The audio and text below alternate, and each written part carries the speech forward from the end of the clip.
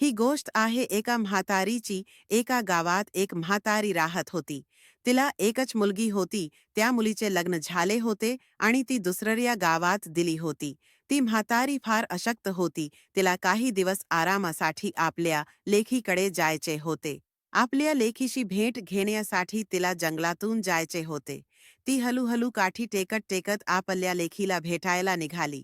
वाटेत जंगलात शिरतातच तिला एक अस्वल भेटले.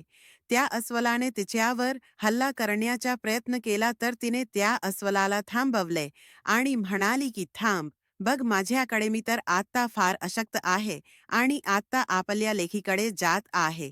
काही दिवस तिथेच राहीन, भरपूर खाईन, धडाकट होईन, मग परत येताना तू मला खा, जेणेकरून तुझे पोट तरी भरेल. अस्वलाला तिचे म्हणणे पटले. तिने त्या म्हातारीला सोडले.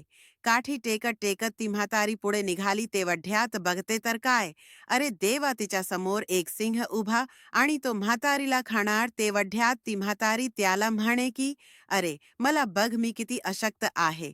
मी आपल्या लेकीकडे जात आहे, तिथे भरपूर खाईन, लठ्ठ होईन, मग तू मला खा, म्हणजे तुझे पोट तरी भरेल. सिंहाला तिचे म्हणणे पटले आणि त्याने म्हातारीला जाऊ दिले. ती आपल्या लेकीच्या घरी सुखरूप पोहोचली. तिच्या लेकीने तिच्यासाठी चांगले चांगले पक्वान्न तयार करून ठेवले होते. तिला खूप भूक लागली होती.